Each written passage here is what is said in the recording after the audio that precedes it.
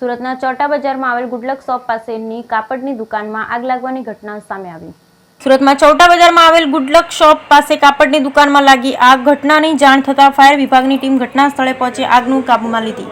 આ આગની ઘટનામાં કોઈને કોઈપણ પ્રકારની જાનહાનિ થવા પામી નહોતી। આગની ઘટનામાં કાપડનો સામાન બળીને ખાખ થઈ ગયો। આગ લાગવાનું કારણ હજી અકબંધ। બ્યુરો રિપોર્ટ સુનિલ ગાંજાવાલા, સુરત।